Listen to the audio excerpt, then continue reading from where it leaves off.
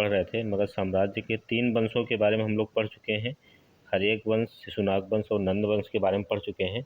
उसी क्रम में आगे बढ़ते हुए मौर्य साम्राज्य के बारे में पढ़ेंगे। तो मौर्य साम्राज्य की स्थापना किसने किया था? चंद्रगुप्त मौर्य ने किया था 322 ईसा पूर्व में। घनानंद को हराकर, घनानंद की हत्या करके अपने गुरु चाणक्य की सहायता से मौर्य वंश की स्थापना की।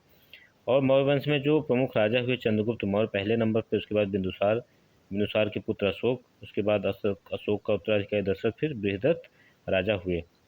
अब आइए देखते हैं चंद्रगुप्त मौर्य जो कि 222 ईसा पूर्व से 298 ईसा पूर्व के मध्य शासक बने। वो भारत को सर्वप्रथम राजनीतिक रूप से एकबद्ध किए कौन? चंद्रगुप्त मौर्य ने। विशाख दत्त कृत मुद्दा राक्षस में वर्णन है कि चंद्रगुप्त मौर्य वृषल या कुलहीन थे। विभिन्न किताबों में विभिन्न विभिन्न बातें कही गई हैं, उसी बारे में यहाँ पे बताया गया है। बौद्ध ग्रंथ में कहा गया है, बौद्ध ग्रंथ महाबोधि वंश के अनुसार और जैन ग्रंथों के अनुसार भी ये कहा गया है कि चंद्रगुप्त मौर्य राजा के परिवार से संबंधित थे। बृहत कथा मंजरी तथा कथा सहित सागर के अनुसार इनकी उत्पत्ति शुद्ध वर्ण में हुई थी। किसमें हुई थी? शुद्ध वर्ण में हुई थी। किसके अनुसार? बृहत कथा मंजरी तथा कथा सहित सागर के अनुसार। हेमचंद्र की परशिष्ट बर्मन की रचना किसने की है? हेमचंद्र ने की है। उनके अनुसार ये मयूर पोषकों के ग्राम के मुखिया की पुत्री के पुत्र थे। और ब्राह्मण साहित्य तथा विष्णु पुराण में भी ये वर्णन किया गया है कि शुद्ध वंश से संबंधित थे। चंद्रगुप्त मौर्य के विभिन्न नाम जो कि यूनानी लेखकों के द्वारा दिया गया है, जैसे कि स्ट्रैबो, एरियन और जस्टिन के अनुसार इनका नाम क्या था? सेंडोकोट्स। फिलार्कस के अनुसार चंद्रगुप्त मौर्य को सेंडोकोप्टस कहा गया। प्लूटार्क एवं एपियानस द्वारा इनको एंडोकोट्स कहा गया। ये सारे नाम किसके हैं? चंद्रगुप्त मौर्य के हैं। और इनको किसके द्वारा पहचाना गया? विलियम्स जोन्स के द्वारा इन नामों को पहले पहचाना गया।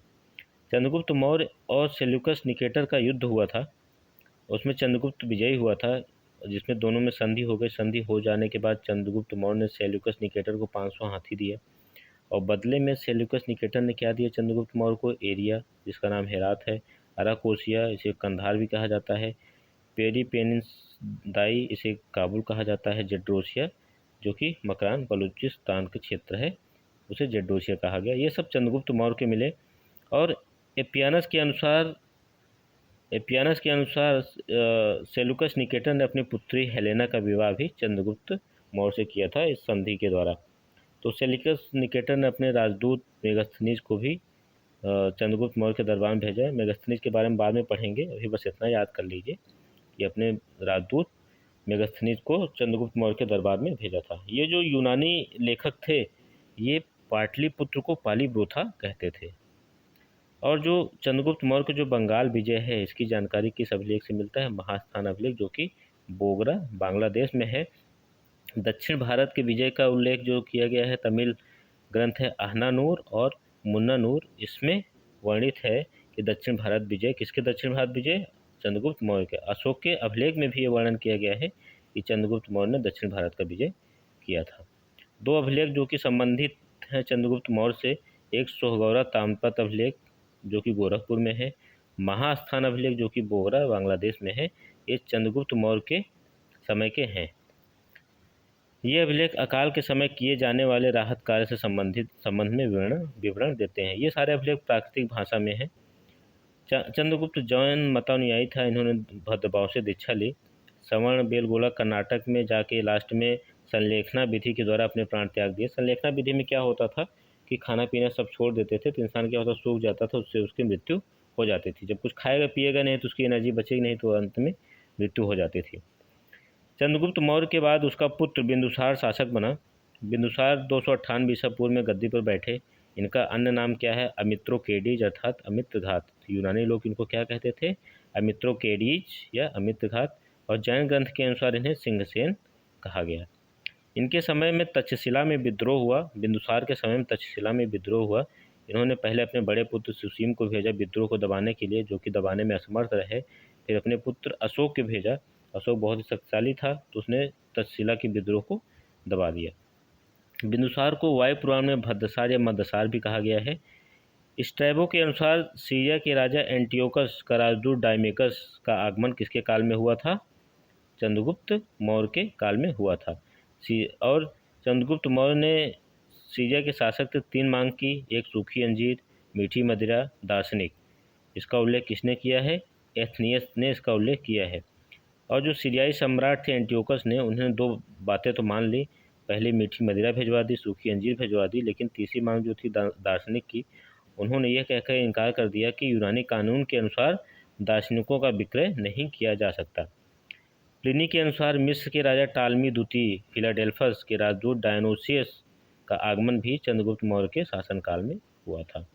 एक विद्वान थे आजीवक संप्रदाय के ज्योतिषी पिंगलवत्स, जो कि बिंदुसार की राजसभा में निवास करते थे। वे आजीवक संप्रदाय के थे, ये भी आजीवक संप्रदाय के थे, और बिंदुसार भी आजीवक संप्रदाय को मानते थे। बिंदुसार के बाद अगले जो शासक हुए अशोक जो कि बिंदुसार के पुत्र थे। इनका राज्याभिषेक 269 ईसा पूर्व में हुआ। अशोक को अभिलेखों में देवानाम्पीदस्सी का उपाधि दिया गया। पुराणों में अशोक का नाम अशोक वर्धन है और दीपवंश में करमौली है। क्या है? दीपवंश में करमौली और पुराणों में अशोक वर्धन। अशोक नाम का उल्लेख गुर्जरा, नेट्टूर तथा उदय गोलन अभिलेख में मिलता है। अशोक प्रारंभ में शैव धर्म का मतानुयायी था, लेकिन अपने बड़े भाई सुमन के पुत्र निग्रोध को एक बार देखा है कि वो बौद्ध धर्म में है, बौद्ध धर्म से संबंधित है और बहुत खुश है, तो उन्हीं से प्रभावित होकर इन्होंने बौद्ध धर्म को अपना लिया। और ये इन्होंने बौद्ध धर्म की दीक्षा किस ले ली? उपगुप्त नामक विद्वान से बौद्ध धर्म की दीक्षा ली। ये अपने राज्याभिषेक के 8वें वर्ष 261 ईसा पूर्व में कलिंग पर आक्रमण किए और कलिंग को जीत लिया। उस कलिंग में जब आक्रमण किए, बहुत ज़्यादा नरसंहार हुआ, उससे बहुत ज़्यादा दुखी हुए और इन्होंने शस्त्र का त्याग कर दिया। बोले कि अब कभी किसी हिंसा नहीं करेंगे। ये कश्मीर के धर्मारण्य विहार में अशोकेश्वर नामक मंदिर की स्थापना की तथा श्रीनगर तथा नेपाल में देवपत्तन नामक नगर की स्थापना की। और अशोक बहुत ज़्यादा सहिष्णु थे, किसी एक धर्म में कट्टर नहीं थे कि नहीं यही एक धर्म चलना चाहिए। तो उन्होंने आजीविकों के लिए भी 4 गुफाओं का निर्माण किया। पहला लोमस ऋषि गुफा, कर्ण चौपाल, सुदामा गुफा तथा विश्व झोपड़ी। शासन के 10वें वर्ष सर्वप्रथम बोधगया की यात्रा की, मतलब अपने शासक बनने के बाद 10वें वर्ष ये बोधगया गए, क्योंकि ये बौद्ध धर्म को मानते थे। जो बौद्ध धर्म से संबंधित जो स्थान थे वहाँ की यात्रा करना इन्होंने शुरू किया। और 20वें वर्ष लुम्बिनी की यात्रा की। कहा जाता है कि लुम्बिनी को इन्होंने करमुक्त करके उसका जो वहाँ पे कर था 1/8 कर दिया। अशोक के जो अभिलेख हैं उसमें स्तंभलेख, शिलालेख, गुहालेख, स्तंभलेख में दीर्घ लघु, शिलालेख में दीर्घ लघु और दीर्घ स्तंभलेख की संख्या कितनी? 7 है और दीर्घ शिलालेख की संख्या कितनी है? 14 है। और ये जो 14 शिलालेख है ये 8 स्थान से प्राप्त हुए हैं। इनकी लिपि क्या है? दीर्घ शिलालेख में ब्राह्मी, खरोष्ठी, अरमाइक और ग्रीक लिपि का प्रयोग किया गया है, जबकि अन्य जैसे लघु शिलालेख, दीर्घ एवं लघु स्तंभलेख में ब्राह्मी लिपि का प्रयोग किया गया है। दीर्घ शिलालेखों की लिपि देखते हैं। खरोष्ठी लिपि जो कि दाईं से बाईं ओर लिखा जाता है। शाहबाजगढ़ी मानसेहरा अभिलेख में खरोष्ठी लिपि में लिखा गया है। तक्षशिला अभिलेख, लघमान अभिलेख अरमाइक लिपि में लिखा गया है। सारेकुना अभिलेख ग्रीक और अरमाइक में लिखा गया है। याद रखना, सारेकुना 2 लिपियों में लिखा गया है, ग्रीक एवं अरमाइक लिपियों में लिखा गया है।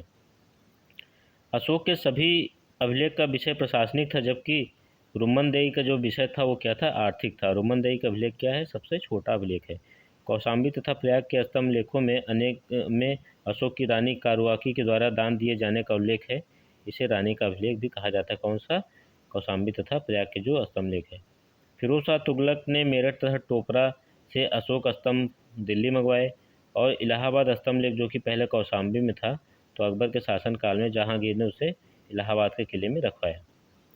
लघु स्तंभ लेख में राजकीय घोषणाएं हैं। किसकी राजकीय घोषणाएं हैं? अशोक की। और धार्मिक सहिष्णुता किससे संबंधित है? गुहा लेख से संबंधित है।